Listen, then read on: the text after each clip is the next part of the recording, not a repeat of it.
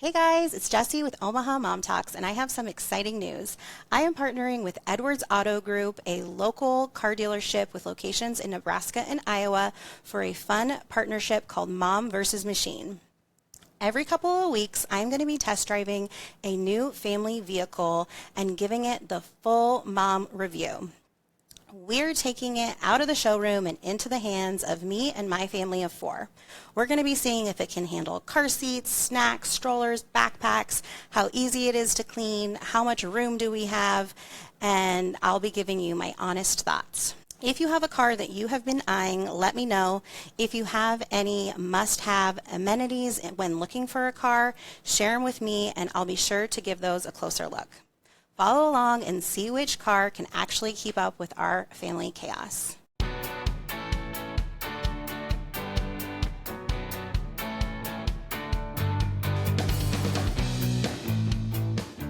Welcome back to Omaha Mom Talks. I'm your host, Jessie Gutierrez, mom of 2, mental health therapist, and advocate and supporter of moms.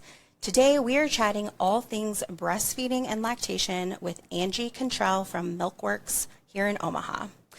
We know that there are so many external pressures around breastfeeding moms, from well-intended healthcare providers to friends, family, and social media. This can make breastfeeding stressful for so many. Today, we are talking lactation challenges, mental health considerations, and feeding expectations. We hope to provide education and support for families. Let's get into it. All right. Well, Angie, thank you so much for joining us on Omaha Mom Talks. Yes. Thank you so much for having me. Yeah. Please just introduce yourself a little bit, and then we'll get into the work that you do. Awesome. Yeah. So my name is Angie Cantrell, and I am a mostly Omaha native. I've been here since the 2nd grade. And my husband and I live in Papillion, and we're raising our 4 kiddos here. How old are your 4 kids? They are 13, 11, 8, and 5. Okay. Oh, so wow. busy. Yeah. But they're all school age now, which is so great. Okay. Is that different? No more daycare. Yeah. And then, but how many drop-offs do you have? Really only one, because our 3 youngest are still elementary and can walk to school. Oh, that is nice. Yeah. What a beautiful bonus. Yes, absolutely. Well, we are chatting about all things breastfeeding and kind of that intersection with mental health. So share with us a little bit about Milkworks, your role, and all the cool things that Milkworks offers our community. Yeah. So Milkworks is a nonprofit community breastfeeding center. It started in Lincoln, Nebraska in 2001. And then opened in Omaha in 2015. And I have been there since 2015. I started as a breastfeeding educator, and now I serve as the communications director. Okay. And what do you do in your role In my role today, nonprofit life, I wear a couple of different hats. So I manage all of our retail. Our retail section actually serves as our largest fundraiser. All of those proceeds then go to support those families that are under or uninsured, access clinical services that they otherwise wouldn't be able to afford. Okay. And then I also manage our social media, any PR related things, internal and external communication, our website. I don't have to be a people manager, which is lovely. Okay. I love not having a team. Okay. I mean, of course I would love the help, but yeah, it's really, really fun. It's different every single day, and it's just fun to be able to get into the community and talk about the work that we do. And tell me again, what was your start there? What As a breastfeeding educator. Okay. And then how long did you do that work? I mean, you're still doing it, but yes. How did you kind of get into that work? And yeah, so when my first daughter was born 13 years ago, I struggled initially, and there wasn't a ton of accessible support. There was La Leche League, and so I started going to those meetings, and I really kind of found a nice community. Yeah. And so after my second daughter was born 18 months later, I pursued La Leche League leadership. Okay. And so I became an accredited La Leche League leader, and I was hosting meetups and really, really enjoying that work. And then when Milkworks opened in Omaha, it really provided me an opportunity to get paid to do something I loved. And so I applied. Women getting paid for their labor. Right. So I applied, and I started off just part-time. It was really, really nice to still be home with my little kids. Yeah. And then after my third was born, we really needed the income of a full-time position. And so I talked to Milkworks and I became this community engagement type role that I did in a full-time capacity, which was really nice to do. And then in the last 2 years, I've worked toward then communications director. Okay, awesome. So first of all, Angie and I barely know each other, but we know each other a little bit, right? So I did tell you this through email, but I originally met you because you taught a breastfeeding class that I took. So when I was pregnant with my first, that would have been in 2018, I went with a girlfriend. She was pregnant also, and so we did a class together, and you were a breastfeeding educator. And then Milkworks really just plays a special, or has a special place in my heart, because I had a really significant struggles with my breastfeeding, and I've talked about that a little bit on the podcast before. But for those that don't know, I had a breast reduction when I was 18, and so I don't know if they've changed the way that they do those surgeries, but back then they totally remove your nipple, they sever your milk ducts, and as an 18-year-old, I couldn't wait to have that surgery because of my neck pain and my back pain. But I do recall they mentioned, you might not be able to breastfeed someday. At 18, I did not care, right? That was not a worry. But then, fast forward to I'm pregnant and I hope to breastfeed. You're just really told, and it's true, it's like a wait and see thing. You don't know what, if any, ability you will have because of the severing of the milk ducts. And so I wanted to get as much information as I could. And then afterwards really, really struggled. And I remember I tried 5 maybe lactation consultants before I made it to Milkworks, going through my insurance and the hospital. And also you're in this brain fog of just pushing out this baby, your body's you're so tired. Sore. Yeah. And so I'm just kind of being passed around to people because I'm trusting, okay, and I just felt like this person's not hearing me, or this person's not listening, or I'm getting told information that isn't helpful to my situation. And when I finally went to Milkworks, I felt like, okay, somebody knows how to help me and give me guidance that is helpful. And that was such an emotional time for me. And I had to do triple feeds and the SNS, the supplementing nursing system. And it was just round the clock, it was so, and I certainly now, wish I wasn't so hard on myself. Yeah. I had such high internal expectations of myself and what, I wanted to offer my baby. But I started also going, and maybe you can chat about the support groups. Yeah. But I started going to those support groups, and I actually have selfies in my phone where I would be going to meet my besties, or chatting with my bestie. And I'd go to these weekly meetings because I had severe postpartum anxiety where I didn't want to leave the house with my newborn baby, but that was a safe place that I could go. So share a little bit about, I guess, the groups, but also all of the services that you guys offer. Yeah, so I'll just go through the breadth of the Milkworks services. So we do clinical lactation support through insurance or in a self-pay capacity. We're a network with all major private health insurance, as well as all 3 Nebraska Medicaid plans for that clinical lactation support. And the kind of the nice thing about the clinical lactation support at Milkworks is all of our staff are IBCLCs, but we also have APRNs and an overseeing medical director who's a physician. So we're able to even diagnose and prescribe in those more clinical cases where it's less about positioning and support and more about you really need an ultrasound or you need your blood drawn and stuff like that. Okay. We can also perform frenotomies, which is clipping of the tongue tie. I didn't know that you guys. Yeah, and we're able to. How long have you been offering that?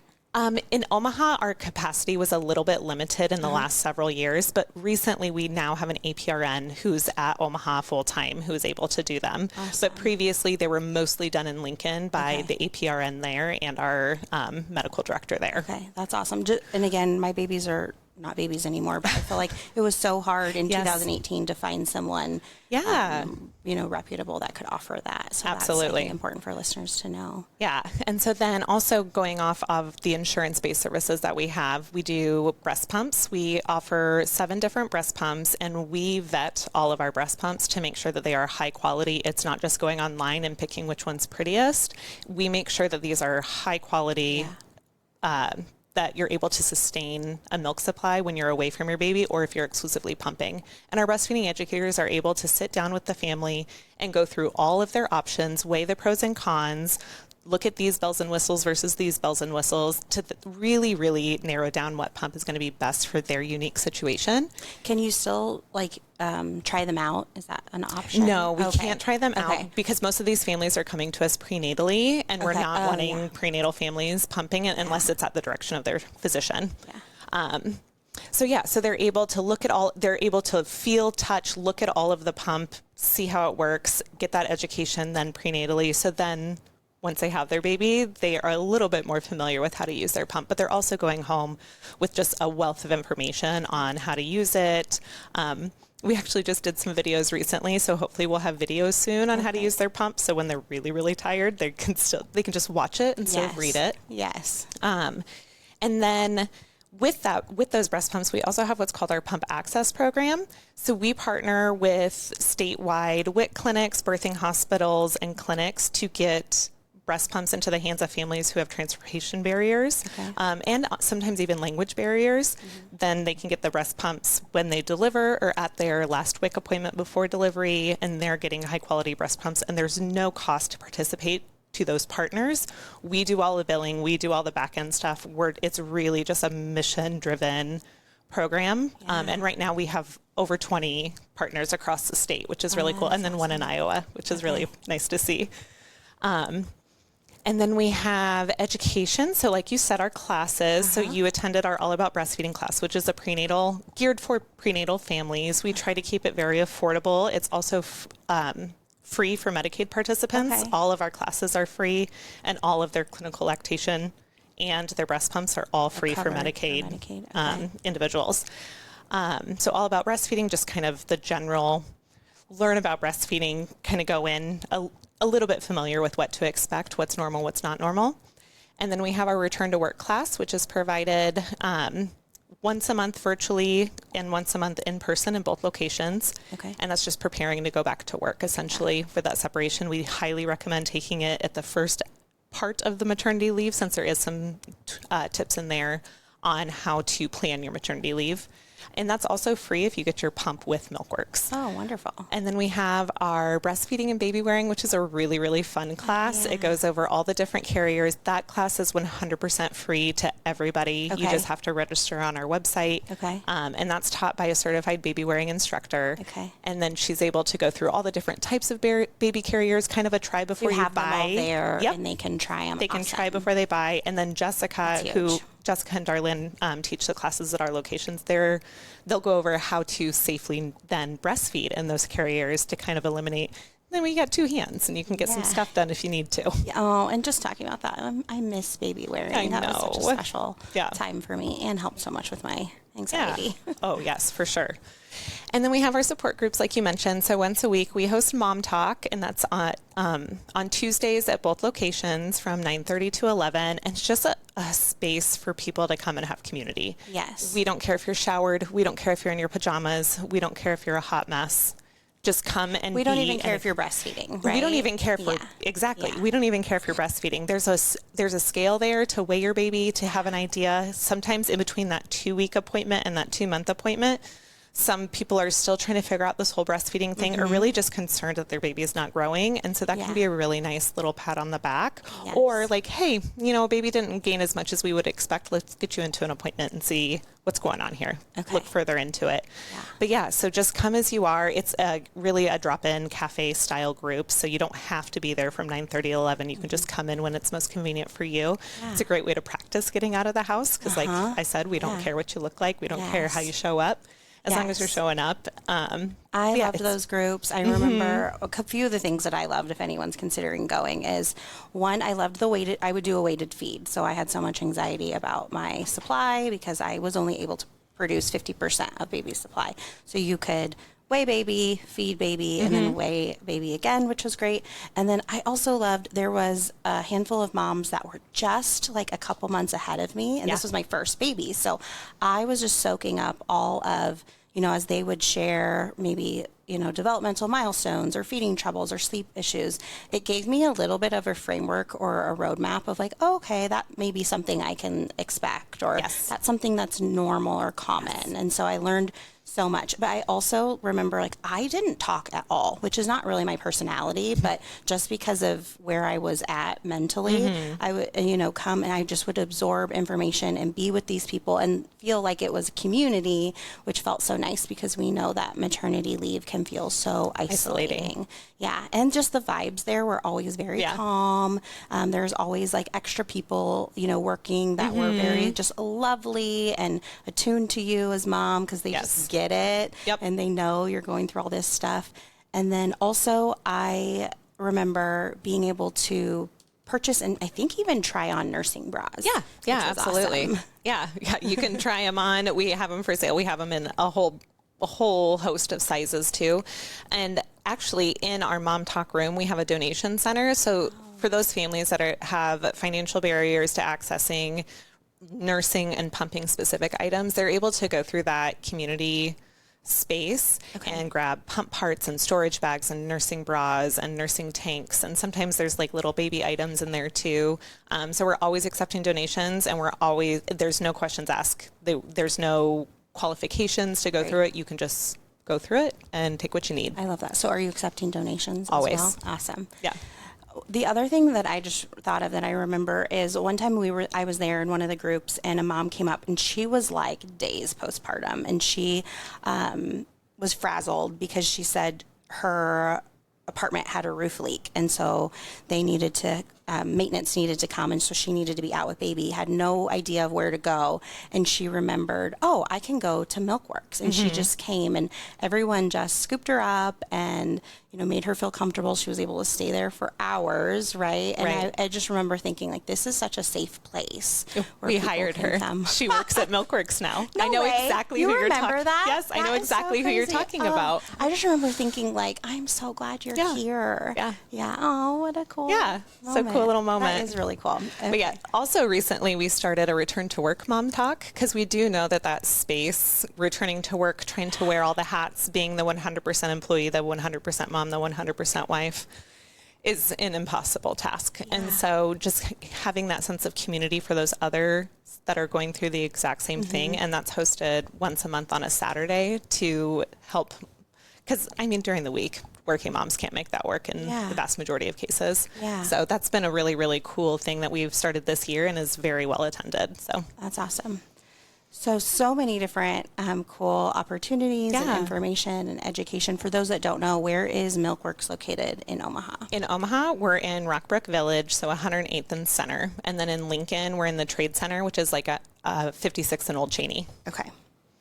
So let's jump into some chatting about some different lactation challenges, maybe misinformation, helpful information, and that intersection of breastfeeding and mental health. So starting kind of at the beginning, what is some of the information that you think new moms should know during pregnancy if they are interested or curious about breastfeeding?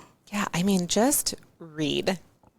Making sure that we're getting like high quality sources. Milkworks has a breastfeeding information center, so over 100 articles on parenting and breastfeeding on our website, available for download. Anybody can use them and take them. They're available at 2 a.m. when you have a question. So really just like absorbing as much information as possible. A breastfeeding class is always going to be recommended, because I really do think there's a different learning style in reading versus hearing. And Omaha thankfully has several different breastfeeding classes available, not just at Milkworks. Sure. So we do encourage you to take a class. You could also set up a prenatal appointment. So for somebody like in your situation who had a surgery and knows that, like, hey, this might be a unique challenge for me, you can set up a prenatal appointment with one of our lactation consultants, and they can walk through and kind of build plan A, plan B, plan C before delivery. And then when delivery happens, you're experiencing the first couple of days postpartum. You're like, well, crap, we got to scrap plan A because that's not it. Let's move on to plan B, and then call your lactation consultant that you already have a relationship with, and then you can kind of troubleshoot from there after baby's born. Well, and yeah, I think just like thinking back to my own experience, I was on every breastfeeding reduction. What do they call it? Yeah, breastfeeding after reduction, like BFAR or something. Yeah. I don't even know because it's been so long. But I was on every group on Facebook, reading, as much as I can during pregnancy to try. But that's overwhelming and scary. And so being able to meet with someone that's like, hey, I have a plan that includes a few options. If the first one doesn't work, feels like not so much the blind leading the blind, which is what I started with before I finally landed at Milkworks with some help. So I love that. For moms that are like freshly after delivery, what are some tips that you like to offer them to help them set up for success for their breastfeeding journey? Yeah. Never accept a painful latch. If you take one thing away from this podcast, it is breastfeeding should not hurt. If it's hurting, something is wonky. So breastfeeding should not hurt. It may feel unusual. It might feel different, but it should never be toe curling pain. Okay. So even in those early days, if it's hurting, call lactation. They are there at the hospital. All of our birthing hospitals have lactation. So call them and have them come up and assess the latch. So never really accept a painful latch. And if you're unable to latch your baby without pain, pump to protect your supply. Okay. It is so much easier to manage an oversupply that's been induced by pumping because baby wouldn't latch than it is to bring up a supply because baby's not effectively removing milk well. I think that is so important for people to hear because I think that is a misconception about fear of pumping too soon. Yes. And dealing with that oversupply. So just to say that again, dealing with an oversupply is much easier, it's far more manageable. Okay. Than trying to bring up a new supply. So sometimes you hear these like just completely random, don't pump for 3 weeks or don't pump for 6 weeks, or you can only pump when breastfeeding is well established. But really, if your baby is not latching well, or if you're concerned about your baby's weight gain, pump and then see a professional, because then we can protect that supply, because milk supply after the first 24 hours is completely driven by removal. It's no longer hormone driven. So it's so important that we're protecting that supply until we can get in with a professional and figure out the combination that's not working between mom and baby. Okay. And then I just remember being in the hospital, and I think I just wasn't vibing with the lactation consultants that I happened to have in the hospital. And they were a lot more like rough and like, grabbing my boob, and I was like, whoa, like, I'm also like in pain, and there was no consent or like warning. And, so it's like so overwhelming, and then they're showing me all these positions, and then they leave. And I'm like, I don't actually know how I'm supposed to hold this baby and put this breast in their mouth in a way. And so in terms of positioning, is there any for new moms, any tips or guidance that you like to for them? New moms in the early days in the hospital, laid back breastfeeding is what we would generally say is the easiest, especially if you've had a cesarean or you had you have abdominal trauma just from being pregnant. Laid back at about a 45-degree angle, which works super well in a hospital bed because it's adjustable, and then laying baby tummy to tummy, and then holding your breast with one hand and baby in the other. That's going to be really probably the easiest. It allows baby some self-attachment also, because baby is then able to like lead the process, making sure that we're leading baby, that baby is led with the chin. The chin hits the breast first and then comes up and over the nipple. That way that nipple hits the soft palate and not the hard palate of the baby's mouth. As you're saying that, I'm remembering. Yes, up and over. And you say it repeatedly in the class and repeatedly and on the visits, but that's what we need to hear, right? And so, and then for those who've had a cesarean, who have just too much pain in their lower abdominal area, the football hold, which is, again, you can lean back also in this hold as well, but putting baby in like you would carry a football in that arm, like a running back, and then holding baby with one hand, your breast with the other, and getting baby into that nice deep latch. Okay. And as far as timing in the hospital, like what you're talking about, we want to empty the breast, like how often are we just in those early days, even like, we're at home now? Like, how often are we just following demand cues? What are we doing? Yeah. So in that first hour after baby's born, it would be amazing if we could get baby to latch, or even skin to skin. I know that it's not always possible for some cesarean deliveries, some NICU, some traumatic births. But if you can get baby skin to skin and a little bit latched in that first hour, that's going to be amazing. Okay. And then that first day, we're trying to get baby to latched every 2 to 3 hours. Okay. 4 hours overnight so you can get a little bit of sleep. But really, the first 24 hours of baby's life, that baby's also been through some trauma being born. Being warm and cozy. So cozy. they're going to be really tired. So oftentimes we're seeing these 24-hour-old babies who are very, very tired. And then we come to the next 24 hours, and these babies are ready for the world, and they want to be latched a lot. Okay. And that can be super, super overwhelming. Doing as much latching as we can without causing, again, any pain or trauma. It is okay to give a baby a pacifier. That was going to be my next question. Thank you. Pacifiers are not the devil. Okay.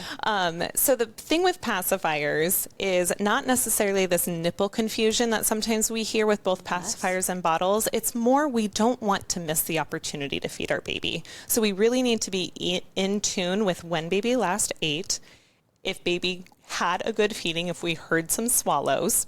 And then if baby just needs to suck, that is a natural reflex for an infant in order to soothe themselves, is to suck. Of course, we would love for it to be on a breast, but if your breast is on fire and you're tired, put a pacifier in that baby's mouth. It is not the end of the world, I promise. It won't hijack your breastfeeding It will not. experience. 1 or 2 pacifiers is not going to hijack anything. Okay. And then really those first 2 weeks, we want baby to be feeding every 2 to 3 hours, every 4 hours overnight until baby's back up to their birth weight. How soon can they start with that 4-hour stretch if baby happens to be sleeping for 4 hours? Because I've heard different information on that. As soon as baby is born. I mean, it can be the first night in the hospital. We just need to be waking them up every 4 hours until 4 hours is the max amount of time to go in between feedings until baby's up to their birth weight. Okay. Got it. So how can a mom know if they do have a good latch? I mean, you shouldn't be experiencing any pain. Again, it might be an odd or an unusual sensation, but it shouldn't be painful. You also may notice baby swallowing. You can almost hear it sometimes in a very quiet room. You'll see just below their ear where their jaw hinge is, you might see a separation, and that can indicate a really nice swallow. It also sometimes sounds like a where the letter K really far back in your mouth. Okay. So sometimes that, but really weight gain and then diaper outputs are going to be your best indicator that your baby is doing well. Or stop into Milkworks and do a weighted feed. Yeah. Can anyone do Anybody that? can do that. It's open to the public. You don't need to be a patient. You can be formula feeding and curious how much baby weighs, or you can stop in whenever it's most convenient. And that's open 6 days a week, 9 to 5. That's great. That's great.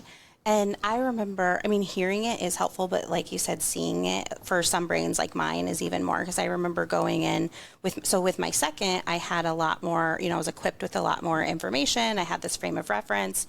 I already knew. So in my first, I was only able to produce about 50% of what her daily, and so we combination fed.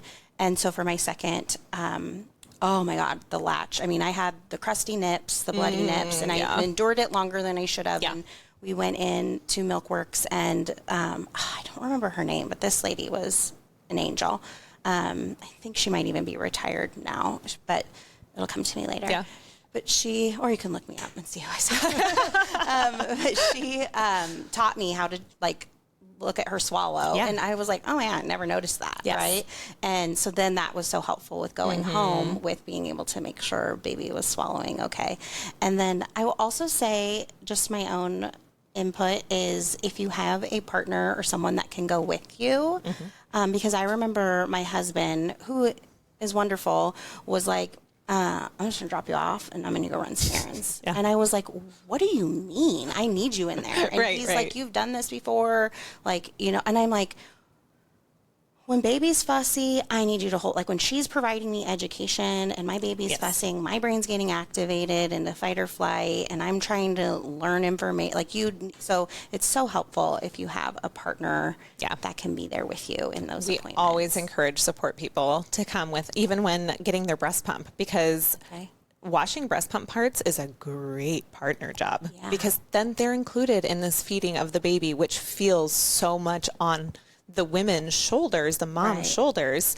Then we're getting dad involved, we're getting grandma involved, we're getting partner involved in washing the pump parts, making sure that the breastfeeding parent is fed and watered appropriately, and those kind of like very like logical, practical things that they can help with. But 2 sets of ears in an appointment is always going to be better than one because they are more likely going to pick up on something else that didn't sound necessarily important to you in that moment, but then they're like, oh wait, I think she said this, this, and this, and then it kind of activates that extra something in your brain. Absolutely.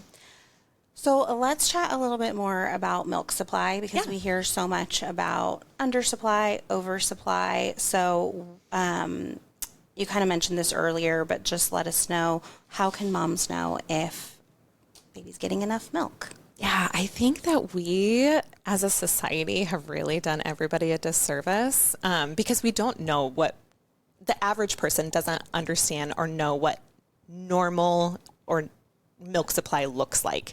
We've created these Facebook groups where women are posting huge freezer stashes, and we are hyper obsessed with measuring everything. And so I think that you can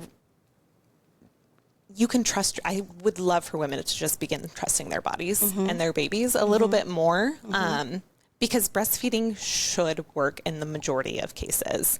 Of course, that's not always the case, and we're going to meet them wherever they are and whatever their goal is. We're, like you said, we supported you in combo feeding.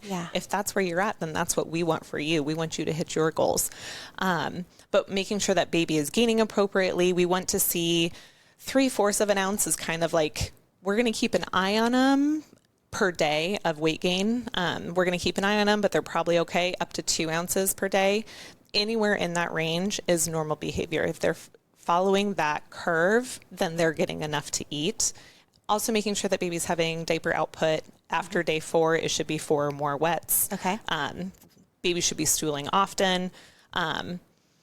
So it's not a measurable thing always. And I think that because of our hyperfixation of measurements can be difficult to really say, oh, well, I have undersupply, I have oversupply. It's really just trusting you and your baby. And then if baby's output is a little low, or if weight gain is just mediocre, then making sure we're just being followed by a professional at that point, whether that's a baby's pediatrician, an IBCLC, whatever the case may be. Well, and I think touching on trusting your body and also learning your baby's cues, right? So I remember for me, I can't remember if I was like 4 or 5 days postpartum, so very, very new. And my pediatrician's like on-call pediatrician, like partner called me. It was like a Sunday, which it was a gift from heaven that she called me and checked in. She was so gentle, but I was telling her about some of, like, she just seems so fussy. She's in combination with her wets, the doctor was like, without even seeing us, was like, my love, I think we need to supplement. How do you feel about that? I mean, she, was asking, we chatted through, and I started bawling because my plan was just to breastfeed. I remember my husband was like at the store, and I called him and I was like, she thinks I should do, like, to me, it was just like, this is awful news because I wanted to absolutely just exclusively breastfeed. And he was like, so feed her, like, we have formula, feed her. And I was like, because I was so deep into my anxiety, I thought he was going to be mad at me, or like I disappointed him somehow. And then I fed that baby a little bottle, and she gobbled it up, and she was happy. And then I felt guilt for like not knowing. Right. And so we put so much pressure on ourselves. You really do. And I wish everybody would just understand that your worth as a mother is not measured in the ounces of breast milk you make. It's so wrapped up in our identity because it's our bodies that grew this human. It's now our bodies that are feeding this human. And formula is a great alternative if breastfeeding doesn't work. We should not villainize formula. It is very necessary and saves so many lives. And so it's so hard to separate that failure to not feel like it's a direct reflection of you as a parent. Yeah. And that is something I'm chatting with moms about all of the time. And it is hard to break that because it's a responsibility Yes. we feel like we carry, and we love this baby. We would do anything for them. And we know that there's so much internal pressure, but also external pressure. So from healthcare providers to friends, family, social media, there's a lot of messaging. I do think that it is becoming a little bit more common, and you're in this space more than me, but of feeding your baby is the most important, and in whatever way that looks. Because I also see, and I want to chat with you a little bit about this bi-directional relationship of mental health and breastfeeding. I see some moms who their breastfeeding journey is just really negatively impacting their mental health. And then we're having a chat about the pros and the cons, right? Like, because we know a healthy mom is a good indicator of a healthy baby. And so let's chat a little bit about just that relationship of mental health and what you see, and maybe you have statistics. So the evidence does support that when breastfeeding is going well, moms are experiencing less postpartum depression, anxiety, all of the things. But we also know when breastfeeding isn't going well, they're more likely to have mental health concerns. And again, I think it's that wrap of this is a parenting failure of mine.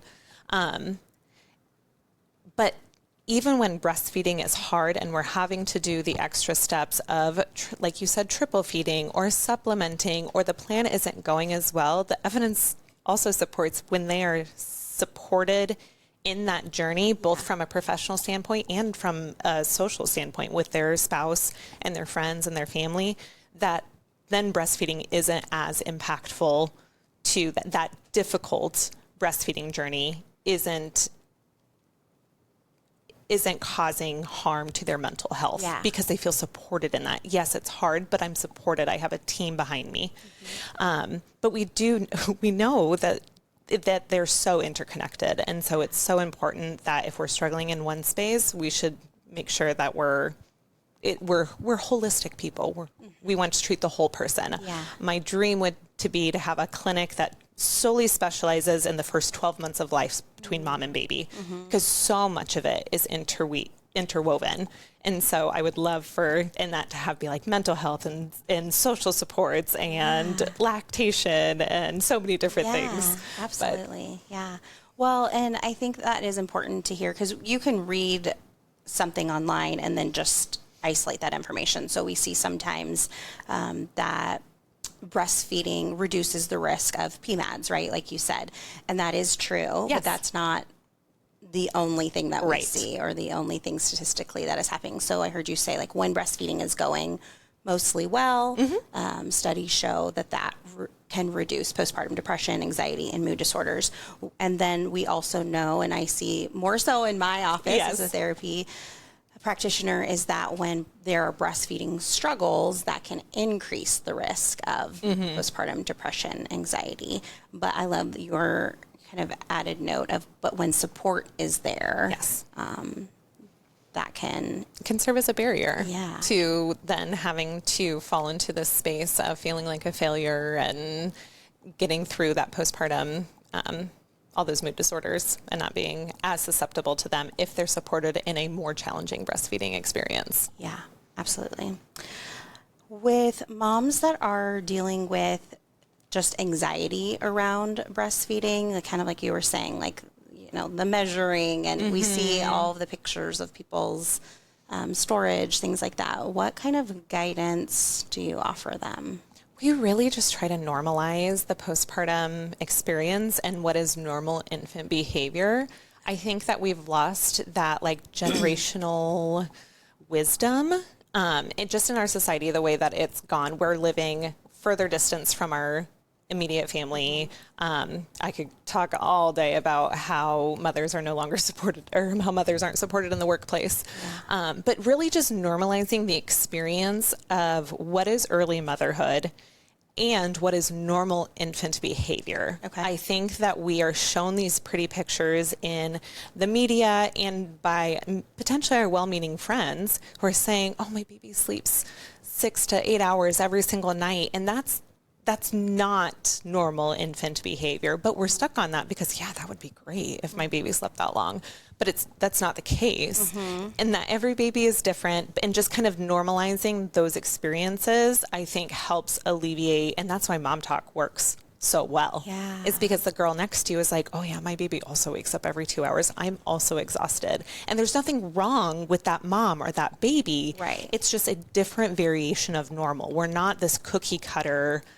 Well, and how often do we hear the question, is your baby a good sleeper? Yeah. Oh my gosh. I could go no, on. it's a bad one, but it's a baby. There's no such thing as a bad baby. Who would ever classify a baby as bad? That's so silly. I know. But yes, I think that we've just, it's that we don't know what normal is. We don't know what to expect. And that's where I think anxiety lives, is in that area of unexplained, unknown. Yeah, absolutely. And comparison, yes, for sure. Yeah.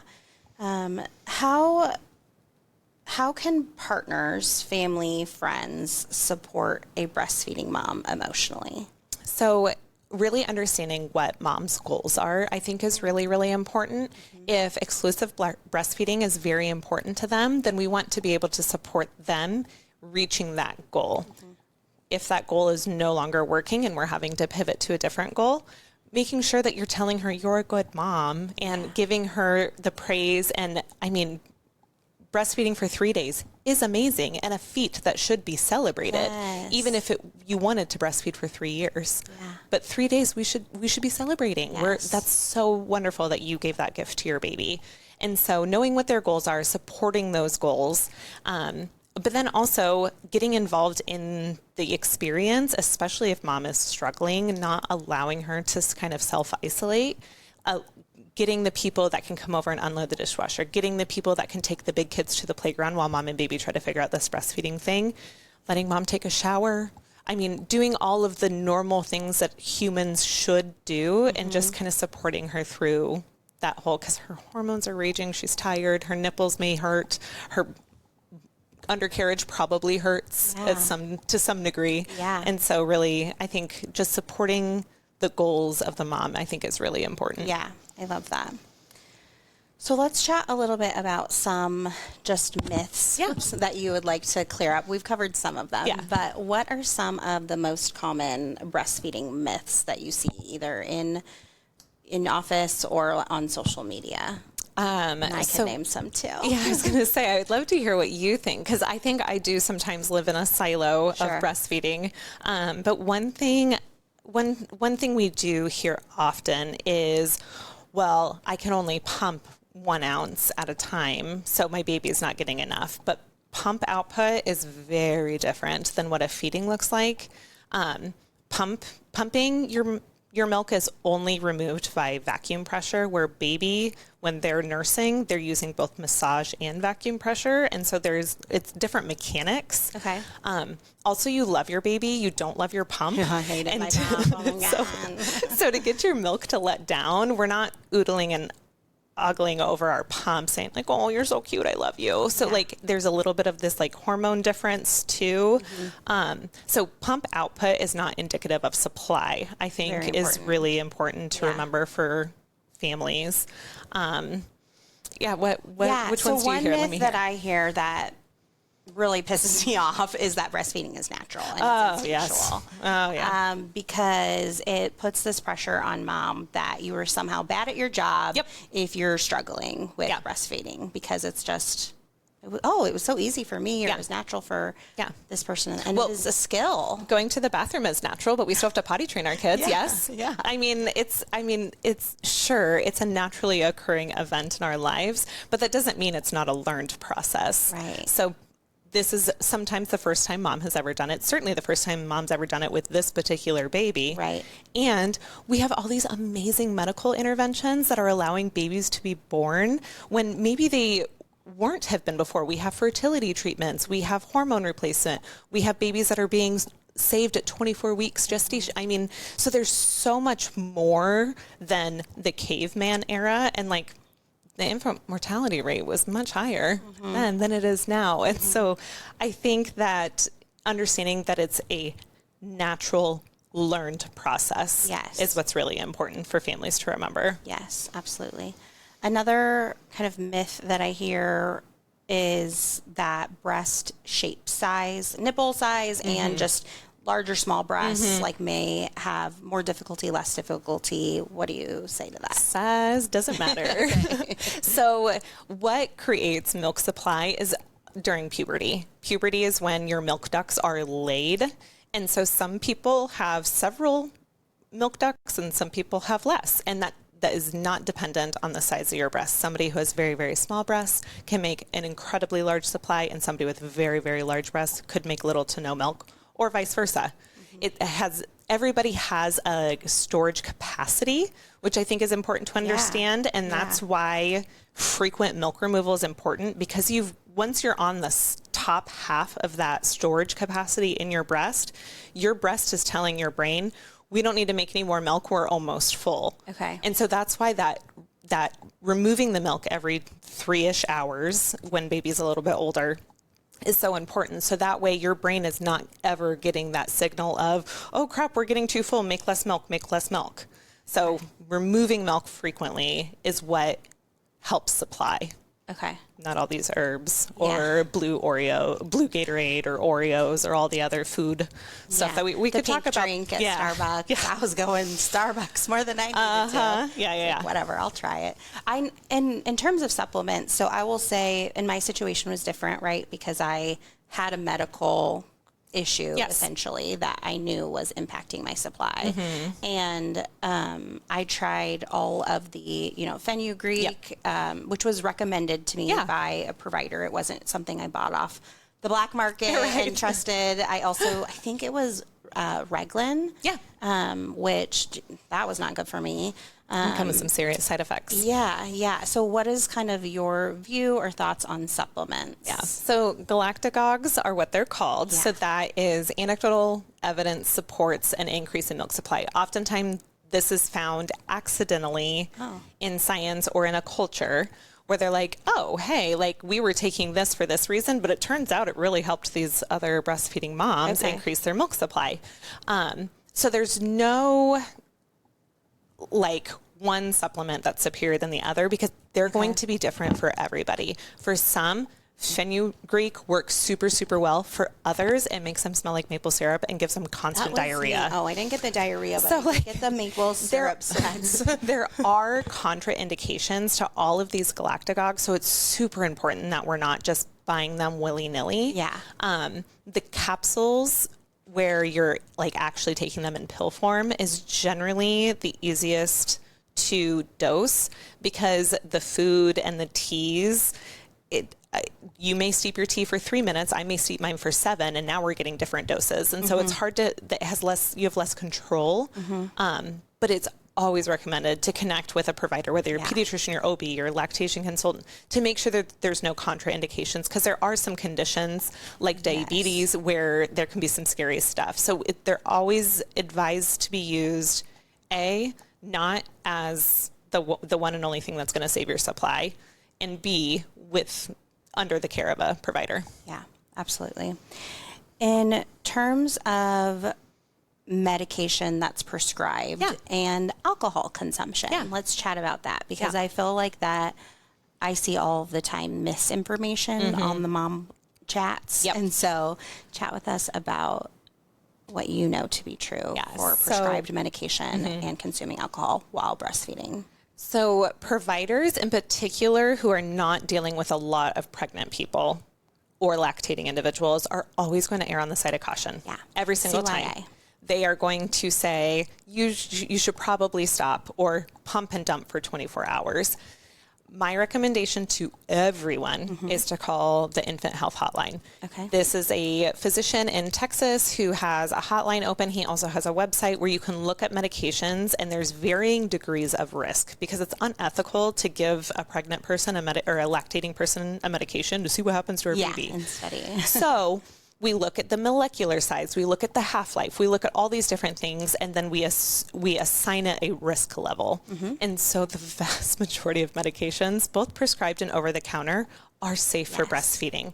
If they're safe for pregnancy, they're almost always safe for breastfeeding. We're going through a lot more systems when we're taking medications while lactating. It's going via pill into the mother's digestive tract, and then into her bloodstream, and then into her milk, and then into baby's digestive tract, and then into their blood. So there's far more steps than taking it where there's no blood, where there's zero barrier between mother's blood and placenta.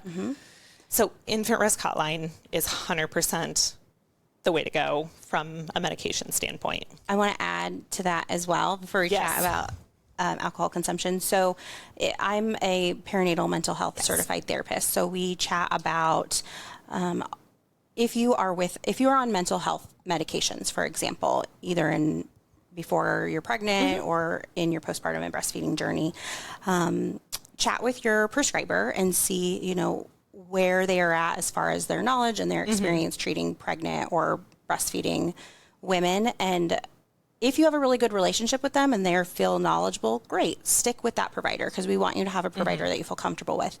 Postpartum Support International, PSI, actually has a provider referral line, so you can give that referral to your provider and they can call and chat through with a professional who is in reproductive psychiatry to chat through if they're unsure. And then you can stick with that provider if they're not super knowledgeable, or you can be referred to a provider, a reproductive specialist, a prescriber who is understanding and on top of the knowledge and the research on what is safe in pregnancy and for breastfeeding. That's amazing. So those are some options as well.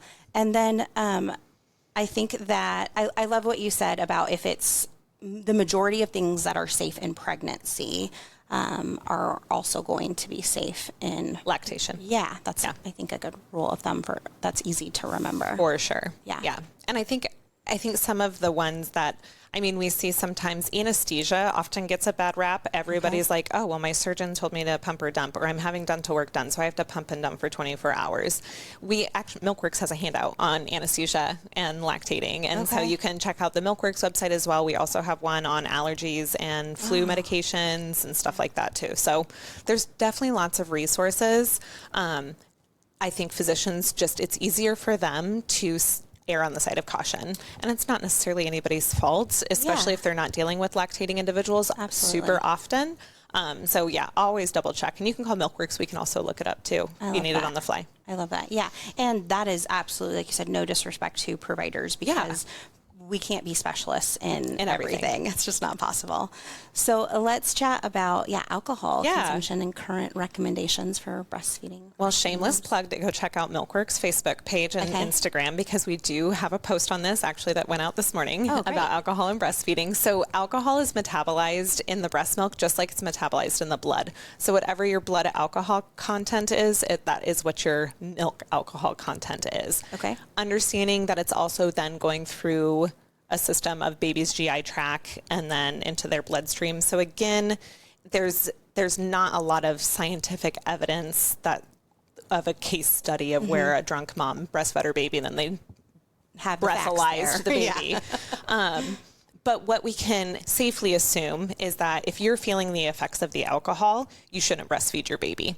You should definitely protect your supply though. So if you're missing a feeding, which is also totally fine. If you are going on a date or if you're going to a concert or whatever the case may be. You're in a wedding, you're at a bachelorette party. Yes, if you miss a feeding, just pump.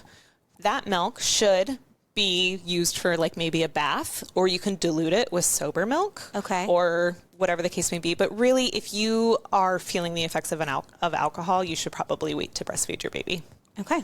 Easy. Yeah, because everybody metabolizes alcohol differently too. Yeah, that's a good point. There are more of a rule of, as far as our recommendations, one drink, you should wait 3 hours. We do have that information available. So you just kind of have to consider your own level of willingly acceptable risk also, knowing that little is transferred from your blood alcohol to your breast milk to the baby. Okay.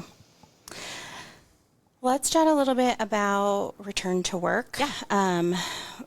I know that you offer a class on this, so I don't expect you to go into depth, but just what are some basic thoughts, guidance, things for moms to think about as they're wanting to continue their lactation journey and returning to work? Ask for help.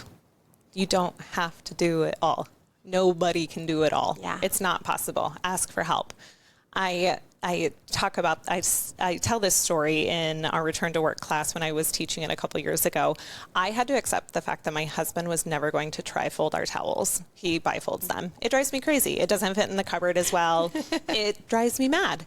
But the towels are folded and I don't have to do it. And that's really, really helpful. Packing your bag the night ahead is also really good because in the morning, inevitably something will happen. You're going to spill breast milk on your shirt, or baby's going to have a blowout, or you're going to be running late. Just pack your bag the night before is for like your work and pump bag together. You could also, I also really encourage families to take some time in the morning or at pickup to spend some time in the daycare, even nurse their baby for the first or last time at the daycare, because then you're being exposed to all these pathogens that your baby is also being exposed to. So you're able to make those antibodies and help increase baby's immune response to that if you are exposed to those same bacteria and viruses. Okay, I love that. I have this memory that I want to share of my first returning to work with my firstborn, and that was really hard for me. I really, really struggled. In fact, that is why I started my private practice. It's just because I wanted autonomy over my schedule. But so I hated my pump, but because I've been doing these triple feeds, I had such a difficult breastfeeding journey in general.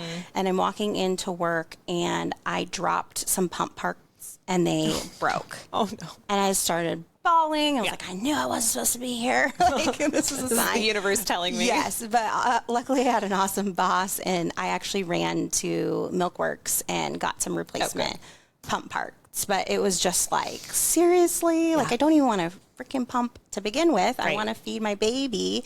But yeah, so you can't always predict those mishaps that will happen. But I did learn to have like extra pump parts as needed if you can afford that. Yeah. Also plan your return to work on like a Wednesday or Thursday instead of a Monday, because then you get like a day or two of just like practice work, and then you have the weekend to be with your baby again, and that can sometimes help ease the transition. I think that is really important as well. Well, for the moms who are feeling maybe stuck or frustrated with just breastfeeding in general, where do you recommend some places that they can go, either, locally, but even for our listeners who aren't local, what are some resources that are reliable? Yeah, so La Leche League International is a really great global organization that has evidence-based breastfeeding support. Milkworks, our website, is available 24/7. It doesn't matter where you live. That's www.milkworks.org. You can give us a call anytime we're open. We're open Monday through Saturday from 9 to 5, and our breastfeeding educators can help troubleshoot things over the phone. I'm sure there's other really great resources out there, but those are the two that come to mind immediately. Just if it makes you tilt your head when you read it online, it's not a bad idea to double check it, because I think that women carry a lot of pride when they've had a successful breastfeeding journey, and they want to share their information, but maybe not all of that is best practice or evidence-based. And so if you feel, if something sits funny with you, don't hesitate to double check it with a qualified professional. Yeah, and it is such a unique journey, right? So one mom's journey, even well-intended friends and family that are giving you advice, that might not work for you. And that doesn't mean that there's anything wrong with you or that you're not a good mom or not a good breastfeeding mom. Yes, it just exactly. means like it's an individualized experience for sure. Yeah. Any other important, just last takeaways that you would like to give moms, whether they're breastfeeding or not? Oh, gosh. Just like motherhood is hard, and it's okay to reach out for help. I think that's like probably, so part of our strategic plan for Milkworks is we have a whole space dedicated to mental health, and that's obviously we're helping mostly breastfeeding families, but this is also for anybody who's feeding their baby. Just reach out for help. There are resources and stuff available to so many in the Omaha area, in statewide, internationally. Just it's not a reflection of you as a parent if you're struggling. It's just the struggle. Yeah, and I love that Milkworks in general is not exclusive to just breastfeeding, you support all moms, All, right? yes. And I think that is important for folks to know, because it can be intimidating to jump into a circle that's different than you, no matter what that is. And so for moms to know, like, your support groups. And are those in person or virtual, or both? In person. In person, great. Yep. Love that. And so moms can benefit from that community without, yes, it is a breastfeeding nonprofit center, but it's really for moms. Yes. Just moms that we absolutely. want to support, and we want to feel like they have community and people that care for them and people that get it. Because it's such a vulnerable time. It really is. All right. Well, Angie, thank you so much for joining us. I know that so many moms will gain so much information and value from our chat today. And we will tag, you said you're on Facebook and Instagram, and then we have our website. Perfect. We'll tag all that in the show notes. And I forgot to mention, so we serve on a board together. Yes, so we do. Do you want to share about that? That's how I mentioned earlier, I met you at the education class, and then we reconnected. Yeah, so we both sit on the Omaha Better Birth Project. So clearly, Jesse and I both have a passion for postpartum people. Yes. But yeah, so they serve teen families and low-income families and provide doulas and just all different types of education and support through that prenatal and postpartum period. Yeah. And how long have you been on that board? Because I'm brand new still. Oh my gosh, I've been on the board. I think this is my third year, maybe fourth. Yeah. I'm about at the end of my term. Okay. But yes, that's how we reconnected. Yes. So thank you for taking the time to chat with me, to share your information. And we will tag all the places where folks can find you. For the moms that are listening, we really just want you to take away all this information with a primary message of take care of yourself. We know that a happy, healthy mom is the best way to get a happy, healthy baby. And it doesn't matter what your breastfeeding journey looks like. I am a person that's sharing my story, but also saying my daughter's 7 and ain't nobody asking, how did your baby get fed? When we started kindergarten, nobody cared if she was breastfed or bottle fed or formula, whatever. So do what's best for you, what's best for your mental health and your well-being. And the number one indicator of healthy, happy babies is a healthy, happy mom. So take care of you, and we'll see you next time on Omaha Mom Talks. Bye.